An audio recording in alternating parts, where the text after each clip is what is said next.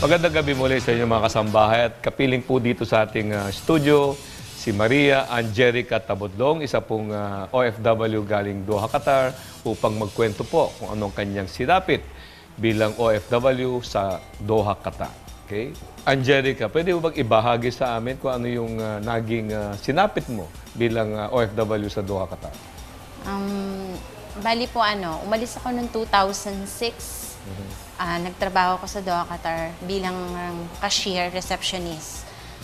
Nung una, okay naman. Within 3 years, nakauwi pa ako for vacation. But after nun, straight 5 years, hindi na po ako umuwi. So, ako lang yung nandun sa section ko, which is bilang kahera at bilang receptionist. Pero nung huli, noong 2014, nagkaroon ako ng problema sa Qatar, gawa sa mga kasama ko. Hindi ako, yung ibang lahi na kasama ko, at yung isa pang Pilipina na kasama ko rin sa trabaho. Balin napag-initan kami, napagbintangan na may kinuha kami na malaking halaga, which is hindi namin ginawa. Tapos, nag-imbestiga. Nung inimbestigahan, wala naman silang napatunayan kasi lumapit ako, nagtanong ako sabi ko, kung meron, ilabas yung ebidensya. Pero since wala silang nailabas, pinilit nila akong gumawa ng sulat na aminin ko yung kasalanan para mapauwi ako. Dahil natakot ako kasi ang takot sa amin, kung hindi mo aaminin, ipakukulong kita. Actually, dalawa kami. Ipakukulong namin kayo, and then after that, hanggang sa Pilipinas, hahabulin ka namin. Teka, Angelica, sino nag-accuse sa inyo na meron kayong... Kasi 8 years ka nagtrabaho doon. The whole 7 years, wala man lang ka-issue-issue, no? Wala po. Walang ka-issue about dishonesty. And then all of a sudden, itong ibang lahi o... Yung ibang lahi po na Indonesian. Mga Indonesian ang nag-akusa sa'yo? And then O may yung- mga Pilipino din nag-akusa Wala sa'yo? po.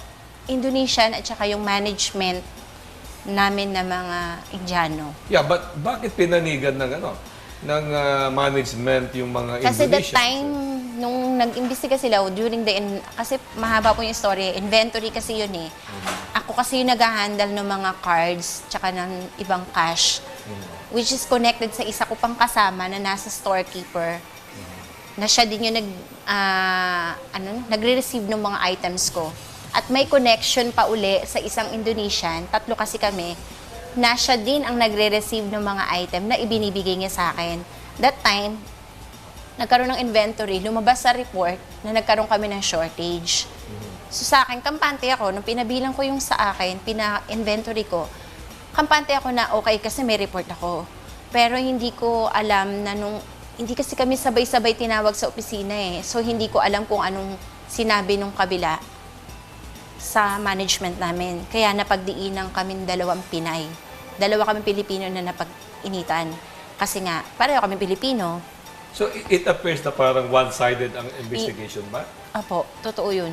One-sided talaga. Kasi nung hiningi ko lahat, pati camera footage nila, kung talagang may kinuha kami, hindi naman nila nailabas. Tinanong ko sa kanila kung iharap mo sa akin kung sino yung nagsabi, iharap mo lahat ng ebidensya, papayag ako, ipakulong mo ko, kung totoo. Kaso wala silang inanap. Ang inanula lang nila sa akin, marami kaming ebidensya sa inyo. Marami kaming nakuha. Kaya nga po, yun ang inano ko. Hindi naman nila talaga binigay sa amin yun. Natakot na lang ako kasi inabot na kami ng hating gabi sa opisina. At ang sabi sa akin, gusto mo ngayon pa lang tumawag na ako ng pulis. Siyempre, inisip ko yung pamilya ko, nanay ko, mga anak ko. Sabi ko, sir, ano ba gusto niyong gawin ko? Ang ginawa nila, sige, sumulat ka dyan, gumawa ka. Kinuha sila ng isang papel, pinasulat nila sa akin, aminin mo na may kinuha ka. Siyempre, natakot ako, dala ng takot ko, gumawa na lang ako ng letter. Na parang inaamin ko na meron akong nakuha. So, ang ginawa, kumuha sila ng 2 pang witness na Pilipina. Kinausap din nila, yun ang hindi ko alam kung anong sinabi nila. Kumuha sila ng witness na pipirma na babayaran ko yun within 5 months. Kasi nakiusap ako dahil ang halaga is 50,000 real. It means 500,000. Wow! 500,000. Hindi ko, sabi ko, Kung kinuha ko yan, di sabi ko, pwede yung checkin ng lugar namin, pwede yung checkin yung magulang ko kung meron kaming Anong bahay. item yun? Anong binibintang sa yung item na yun? Na Mga worth, call cards. Na worth 50,000. Call cards po. Kasi parang dito sa atin, smart card, globe card, doon naman hala card, parang ano. Yun ang ginagamit na pantawag ng mga ano. Kasi sa akin yung nakapwesto. Sabi ko nga sa kanila, in 7 years, never ako ma-short man ako, hindi ko yung kinukuha. Binabayaran ko yun automatic, on the spot. No, but ano to internal investigation lang, di ba? Opo. Sinasabi mo parang it's a one-sided, no? But Hinamon ko na rin naman po sila noong time na yun, sir. pero alam mo bang may batas tayo dito sa Pilipinas na may sa ating saligang batas, may karapatan ka na wag magbigay ng sulat na pag-aamin kasi Opo, alam ko. you Naano have a ko po right yun, against, pero that time self-incrimination. Opo, naano ko naman po yung, kaya lang po, na-block na ako nung kasi alauna na ng madaling araw, hindi pa ako pinapalabas ng opisina. Siyempre yung takot ko na tatawag sila ng CID, tawag sila ng pulis. Iba na yung tumakbo sa isip ko, paano ko makulong Pero ako? may karapatan ka, Angelica. nga Karapatan po. mo na lumabas ang katotohanan. Yan ay bintang lang, internal management lang yan, no? Investigation lang ng management yan. Opo. And it is one-sided. Hindi ka ba dumulog sa kinaukulan? Let's say, have you not consulted the embassy? Mabigyan ka lang ng legal assistance? Ano po, kinabukasan, lumapit na po ako sa ibang kabayan, nagtanong na po ako kung anong gagawin ko kasi tumawag na ako. Pero hindi pa ako tumawag sa PIDEA. Linawin natin. Pumirma ka na, gumawa ka ng sulat, inaamin mo na ikaw ang tawagin na nating nakadispalko, di ba? Inaamin mo At babayaran under duress yun, di ba? Opo. Under pressure ka, no? Inaamin na napilitan kang sumulat, na inaamin mong nadispalko mo ang mga call cards na halagang 50,000. Anong currency yun doon? Real po. Real, no? And equivalent to 500,000 pesos, Pesos. Philippine money, no? At after that, nung pinirmahan mo yung sulat, kanino mo binigay? Sa management po. Kasi kinuha nila. And then, you at that time, you were already considered separated or resigned? No, sir. Ano? Bale, ang ginawa nila, pinabalik nila ako the following day. Dahil nag-imbestiga pa sila tungkol dun sa isa pang kasama ko at dun sa Indonesian. Bali, 1 week yung investigation nila na everyday pumapasok kami ng opisina, pinipilit niya kaming aminin kung may kasabwat pa kami. Which is, wala naman talaga. Yun yung pinaka-pressure doon dahil iniisip nila, meron kaming kasabwat sa labas. No, pero umamin ka na na Opo, umamin na po. may sarili kang accountability, no? At inamin mo na nga at babayaran mo ng 5 buwan yon, di ba? Tapos pinabalik-balik pa kayo para i-implicate nyo yung iba. Anong ginawa mo? Nag-implicate ka o Hindi po. Kasi wala naman akong sasabihin, wala rin naman akong idadamay dahil wala naman po talaga. Tapos, that day pa rin, pinilit pa rin ako, nagbago yung isip nila sa 5 months, ginawa nila, bayaran ko within 1 week. Yung 500,000, saan ko kukunin ng 1 week yun? So, ang ginawa ko, lumapit na po ako sa ibang mga kabayan, nag-internet ako, nagtanong ako. Lumapit ako sa POEA, dun sa POEA, hindi sa POEA, sa ano po doon, Sa Polo Embahada, office, sa Polo po. Yes, sa Polo. Kasi hindi naman nila ako inasikaso. So, tumawag ako sa nanay ko. Ang nanay ko po ang lumapit sa DFA. Kinontak nila ang Polo. At yun, dun lang po ako naasikaso. Pero, nung tumawag sa akin yung embassy at tinanong, anong problema mo? Nung kwento ko, sorry kasi nakakasama na ng loob. Kasi ang sagot nila sa akin, hindi ka pa naman pala nakukulong. So, diyan ka na lang muna. Kaya nagalit ako. Sabi ko, kaya nga kami lumapit sa'yo. Bahada namin kayo. Kasi, para mailigtas nyo kami, aantayin mo ba na makulong kami bago nyo kami tulungan? Yun ang kinasama ng loob ko sa embahada natin. Kaya, Pero hindi mo ba ikinuwento Kunento na ko po lahat. yung allegation naman hindi napapatunayan at napilitan kang umamin lang dahil nga under pressure ka? kunento ko po lahat yun. Kahit sa nanay ko, kunento niya yun sa DFA. Ayan. Pero walang nai-report ba sa pulis yan? Dahil Hindi nga nila- umamin ka na, tinanggal ka na nila. Hindi pa rin po. Pinapapasok pa rin nila ako ng trabaho. Inamin mo na nakadispalko ka, at babayaran mo ng pinipilit nila 1 linggo, pero ang usapan nila, pero hindi ka tinatanggal. Hindi po. Pinapapasok lang nila kasi ang katuwiran nila, nga naman, inisip nila baka pag hindi ako pumasok, tumakbo ako. Kaya talagang so, hindi ka nila kahit nasa... tinatanggal, tapos, pero hindi ka ba pinapirma na yung suswelduhin mo ay yun ang ibabawas para magbayad ka? Hindi po. Okay, lumapit ka ngayon sa embassy. Ang sabi ng embassy sa'yo, hindi ka pa naman nakukulong, pumasok ka lang, parang gano'n. Pero hindi nila sinabi o kaya nag-offer ng legal assistance sa'yo na kailangan mapatunayan Hindi po. na wala kang kasalanan? Hindi po. Tsaka lang po nalaman ng nanay ko nung tinawag ko na, kaya ang nanay ko po ang nag-asikaso sa DFA dito. Tapos, yun nga po, tapos inano sila sa OPLE. Kaya tumawag po sa akin si Okay, yung Mr. Blast Oakley Center. Opo, sila po yung nakapag-communicate kay Nakapag-coordinate Mr. Yun sa polo po ng Qatar. Sila po yung nakapag-communicate. At tinawagan ako, ayun, Lipoldo po yung pangalan ni Mr. Lipoldo. Nakalimutan ko lang po yung apelido niya. Pinapunta niya po ako dun sa polo. Kunento ko po, sinulat ko po lahat. Lahat nasa kanya yung story. Alam niya po. Kaya siya po yung nagmo-monitor sa akin that time na kamusta na ako, ano na. Pero pinapapasok pa rin po ako. Kaya lang, minsan hindi talaga ako pumapasok kasi... Pumapasok ka sa opisina, no? Pero... Pinag-duty po ako. Pinag-duty ka as cashier pa rin. Hindi Cashier na po. pa rin. Inilipat po ako sa sales lady. So sa sales lady ka na, no? Okay, so parang normal pa rin yun ang ginagawa mo. Normal pa rin po, pero everyday kailangan kong pumasok ng opisina at talagang pinipilit nila akong umamin kung sinong kasama ko. Ang pinagtataka ko nga lang po that time, bakit ako lang? Yung Indonesia hindi. So, umamin ka na, pinapapasok ka pa, inilipat ka sa sales, no? Nakailang panahon yan? 3 months. 3 months na gano'n.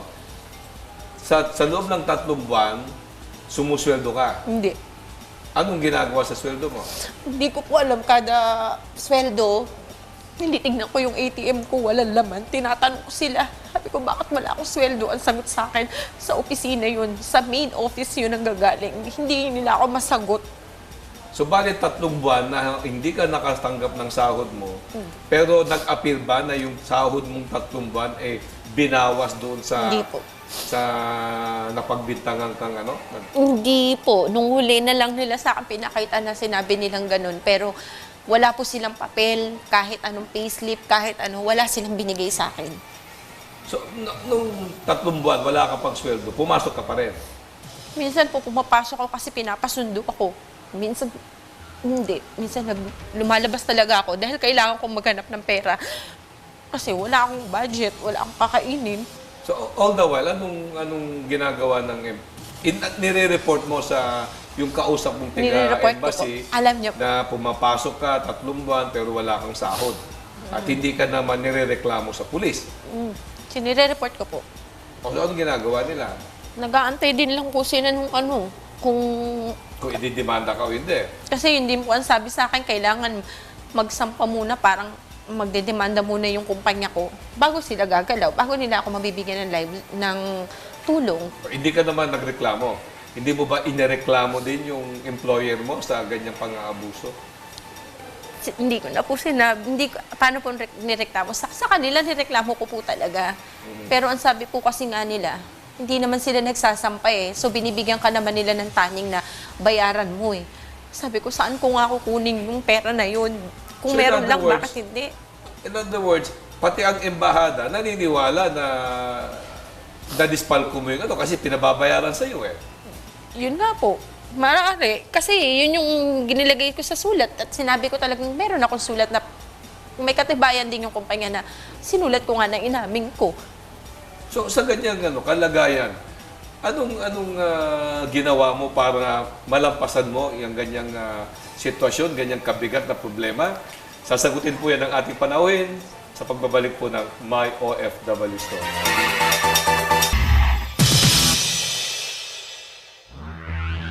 Nagbabalik po ang My OFW Story at Maria Angelica Tabudok. Paano mo nalampasan yung problemang ganyan? ano po, talagang naghanap ako ng perang maibayad sa kanila. Noong time na namalimos ako sa mga kabayan na nasa Doha, talagang nanghingi ako ng tulong kung kani-kanino para lang mabayaran. Pero hindi ko pa rin yung nagawa na bayaran. Kaya ang ginawa ko po, may tumulong po sa akin isang community group doon. Sila po yung nakapag-usap sa employer na kung pwede, pauwiin na nga lang ako at bayaran, wag na lang bayaran kasi wala naman napatunayan. Hindi pa rin po sila pumayag noon, pero talagang nakiusap na lang ako sa kanila na pauwiin nyo na lang ako. Or kung gusto nyo, kung talagang sinasabi nyo na meron akong kinuha, ipakulong nyo na lang ako. Pero siguro natakot sila kasi wala naman talaga silang napatunayan. Kaya October 10, mga September, tinawagan ko ng magulang ko, lumapit na sila kala Ma'am Cynthia. Hinilapit na nila kay Sir Patrick na sa Villar Sipag na meron nga akong problema. Kaya minonitor din nila ako that time. Tinatawagan din ako, tinitext din ako nila Sir Patrick regarding doon. At yung community group na nilapitan ko sa Qatar, hindi ko na lang po babangitin kasi ayaw rin naman nila. Sila po yung nakapag-communicate sa employer namin. Kaya October 10, pinatawag na ako ng opisina namin. At sinabing, mamili ka, mag-i-stay ka, or uuwi ka. Kasi pinili ko na lang pong umuwi. Kaya lang nung hinihingi ko lahat ng benepisyo, hindi nila binigay. So anong damdamin mo ngayon, Angelica, na lumapit ka sa embahada pero 3 buwan hindi ka natulungan? Then afterwards, ang nakatulong pala sa'yo na makauwi, no? At makipag-usap dyan sa employer mo na finally, na-convince yung employer mo na wala ka lang ginawang kasalanan, ay isang private group, ano? Yung pong Villar Sipag Foundation. So, ano ngayon ang parang iniisip mo sa ating pamahalaan? Masama po yung loob. Kasi di ba, ang dami-daming OFW na nagtatrabaho, alam nila yun. Pero sa mga problemang ganun, hindi mo rin pala sila maaasahan. Kaya kumbaga nawala na ako ng tiwala sa kanila, lalo na sa embassy. Kung saan ako nandoon nung time na yun. Kasi mismo sa telepono, sabihan ba naman ako na hindi ka pa naman nakukulong. Pero ang nakakapagpalubag damdam namin dito siguro, Angelica, is yung wala namang kang kapwa Pilipino, no, na nanira sa'yo, no? Meron, pero meron talaga. Binabadi nila ako. Ni isa sa mga kasama ko sa trabaho, wala talagang tumulong sa akin. Lahat ng mga taong dating tinulungan ko, ni walang lumapit na para tulungan ako. Kaya nawala na rin po ako ng tiwala sa mga, hindi naman po sa lahat. Pero meron talaga palang mga kabayan na ganun. Siguro, Angelica, no, palagay ko marami sa ating mga audience ang may katanungan sa'yo. Ngayong napatunayan, wala kang kasalanan, na-convince yung employer mo na pauwiin ka na lang sa tulong ng sinasabi mo nga isang grupo, no? Na Filipino community rin yun, di ba? Na nakipag-usap sa employer mo. So walang-wala kang kasalanan, naapi ka, napauwi ka, at tinulungan ka ng isang private foundation, no? Villar Sipag. Hindi mo ba iniisip kung paano bumawi dyan sa employer mo? Paano pong bumawi na Hindi ka ba kumbaga dito sa ating bansa kasi, no, sa ating labor laws, parang illegal separation, illegal termination yon. Tapos pinagbintangan ka ng hindi naman nila napatunayan. Anyway, nakabayad ka ba kahit konti? meron po ako nabayad. 20,000 riyal. Kita mo, nakabayad ka Pero ng yun po, 20,000, nilikom ko. Tapos 3 buwan Walang sweldo. na hindi ka sinweldoan. So, tapos hindi rin nila patunayan na nagwaldas ka nga ng cold card. So, Opo, wala po. wala ka bang, ano gagawin mo na lang? Pasta juice mo na lang ba? O Kasi kinakailangan na... Nung una, sinuggest po sa akin yun na kung pwede ko pang habulin. Kaya lang po kasi malayo. Tapos nandito rin ako. Parang ang hirap na silang ihabol pa yung mga nangyari. Kung aanuhin ko pa siya, uungkatin ko pa siya, baka humaba lang po uli yung proseso, tapos malaking pera na naman yung gagastusin. So, nanahimik na lang po ako. Pero alam nila na hanggang ngayon, kasi nalalaman ko pa rin naman po, alam nila yun Kasi tinatanong pa rin nila ako kung kamusta na ako dito. Alam nila yung kung ginawa nila, kaya minsan nakakapag-ano rin ako sa kanila na isa dun sa opisina sinasabihan ko, alam nyo kung ano yung totoo na ginawa nyo. Pero hindi ko na lang po hahabulin kasi malaking gastos din po yun eh. Instead na igastos ko sa kanila. Hamon na yung gastos, ano? Hamon na yung naibayad mo, 20,000 reals. Hamon na yung 3 buwan kang hindi pinasahod. Pero yung paratangan ka ng hindi totoo, para, di ba? Yun po yung talagang mabigat. Reputasyon mo at karangalan mo yung involved dyan. Yun nga po yung talagang mabigat kasi talagang ano na nila ako eh. Kumbaga, siran-sira yung pangalan ko. Sa loob ng 7 taon, wala akong inargabyado, wala akong ano, lahat. Ginawa ko yung trabaho ko ng maayos. Hindi nga ako umuwi ng 5 taon, which is supposed to be every 2 years ang uwi ko. Pero lagi nilang pinapakiusap, hindi ka pa pwedeng umuwi kasi walang papalit sa'yo. Pero hindi ko akalain ganun. Ano na po nandun na. Hindi ko na rin alam. Pero sa ngayon po, nag-move on na lang. Maghahanap na lang po uli ng ibang trabaho. Yun na naman. Parang napakasakit naman ang nangyari sa'yo. 8 years ka doon, yung 7 years, medyo matino, pinagkatiwalaan ka. Tapos yung huling taon mo, bigla kang napagbintangan. Nasa dulot, hindi naman pala napatunayan. Okay? Pero parang kampante ka na dyan. Parang ayaw mo nang ungkatin. Ayoko na lang po. Kasi ito yung maalala ko talaga, katulad ngayon. Pag naaalala ko talaga siya, bumabalik lahat. Yung hirap ko, yung pagod ko. So ngayon, andito ka na sa ating bansa. Ano ngayon ang plano mo? Ngayon po, yung binigay po sa akin ni Ma'am Cynthia na pangkabuhayan, yun po yung ginagamit ko. Kaya lang po ngayon din katapusan, tapos na rin po yung kontrata dun sa inuupahan ko na store. Kaya naghahanap na rin po ako ng panibagong trabaho. Mari mo ibahagi sa atin kung ano yung tinatawag nating follow-through program ng Villar Sipag Foundation. Na pauwi ka rito sa kanilang pagtulong. Ngayon, andito ka na, gusto mo na magtrabaho, binigyan ka ng munting kabuhayan sa atin. Opo. Pinigyan po nila ako ng pangkabuhayan na sari-sari store nung dumating po ako para makapag-umpisa. Kasi tinanong din naman po ako nila Ma'am Cynthia kung gusto ko pa uling umalis. Oo, nung una sabi ko ayoko na. Kung bumalik man ako, hindi na ako babalik ng Doha, Qatar. Kaya yun yung pinagsikapan ko, kung ano yung binigay niya, yun yung ginagamit ko ngayon para sa mga anak ko. Kaya, nagpapasalamat ako kasi kay Madam Villar talaga, ang laki ng natulong niya. Tsaka hanggang ngayon, tinutulungan pa rin niya ako na tinatanong pa rin ako kung kamusta na ako, kung okay na ba ako, yung mga ganun. Hindi sila nagpabaya. Hindi sila katulad nung iba. Hindi ko na lang po sasabihin. Pero si Ma'am Cynthia talaga, ang Villar Sipag, tumutulong talaga sila sa mga OFW kasi nung time na umuwi ako, bukod sa akin, meron pa silang ibang natulungan. So instead of maghahanap ka ng employment dito, ang meron ka ngayon ay parang business, Apo. Na yun ang magiging source of income mo. Opo. At ang business na yan patuloy pa rin hanggang ngayon. Opo, patuloy pa na po. Kaya lang hanggang katapusan na lang. So, with that business of yours, mananatili ka na dito sa ating bansa.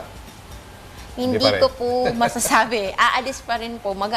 Sa ngayon po talaga, kahit naka-open yung business, naghahanap po talaga ako ng trabaho. Gusto ko pa rin po umalis kasi hindi sapat. Hindi ko naman po sinasabing pero malaking tulong yung naibigay nila. Kaya lang, nag-iisa lang ako, single mom, syempre, kulang para sa mga anak ko. Kaya kailangan ko pa rin umalis kahit wag ko na lang uli pong maranasan yung dati. Alam mo, Angelica, I have to be honest with you. Administrator ako ng OWA for more than 6 years. Yan ang hindi ko maintindihan sa inyo. Napakasakit ng sinapit mo sa ibang bansa. Ngayon, medyo maganda-ganda na ang buhay mo dito. Kapiling mo ang iyong magulang, kapiling mo ang iyong mga anak, may munti kang kabuhayan. Ngunit nagbabalak ka pa rin magtrabaho sa ibang bansa. Bakit? Ganun po. Alam niyo naman po yung hirap ng bansa natin. Sobra. Lahat mataas. Lahat ng bili mataas. Mga anak ko hindi na naman bata. Lahat yan nag-aaral na magka-college na rin. So, kulang po talaga. As a single mom, syempre, single mom ako, wala akong katulong. hindi naman ako pwedeng umasa sa magulang ko rin lang po. Kaya kailangan talaga, kahit mahirap, kahit maulit siguro nga uli yung hirap na yun, babalik at babalik ako kasi kailangan po talaga. Matindi ka ba nag-aalala na sa pagbalik mo ay muli mong sapitin uli? Sisiguraduhin ko pong hindi na. Dahil wala na akong tiwala sa hindi naman po siguro, hindi ko na po iniisip yun. Ang iniisip ko po kasi ngayon talaga, is yung pamilya ko. So bago tayo magpaalam, Angelica, maaari bang anong ipagbibilid mo sa ating mga kababayang nanonood sa iyo? Ano nga po? Bali, ano po, sa lahat po ng mga OFW na katulad ko, siguro nga po, hindi nga po dapat tayo talaga magtiwala sa lahat ng taong nakapaligid sa atin. Kasi kahit gaano pala kahirap, gaano katagal o gaano tayo nagsikap dun sa ibang bansa, meron talagang mga tao na pilit kang ibababa. Kahit alam nila na wala kang ginawang kasalanan, wala kang inargabyado, talagang pilit ka nilang ibababa. Kaya siguraduhin na lang po natin na kapag pumasok tayo sa ganung trabaho, piliin natin yung mga taong siguradong pagkakatiwalaan, hindi yung basta-basta na lang maniniwala sa mga sinasabi nila. Kasi marami po talaga. Sa ibang bansa, marami po talaga. Kapwa nyo rin po yung magda-down sa inyo. Yun yung pinakamasakit. Maraming salamat sa iyo, Angelica, sa ibinahagi mo sa amin ngayong gabi. At sana maging matagumpay ka sa puhunan na ipinagkaloob sa iyo ng Villar Sipag Foundation. Opo. Mga kasambahay, huwag po kayong alis at magbabalik po ang My OFW Story.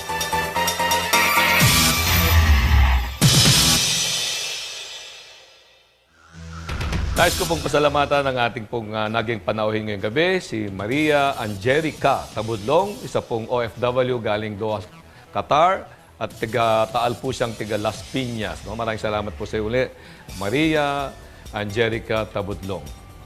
Nais ko rin pong pasalamatan si Kuya Daniel Rason at of course sa patnubay po ni Brother Eli Soriano sa pagbibigay po ng ganitong napapanahong programa, no, para sa mga ating mga overseas Filipino workers at ang kanilang mga pamilya.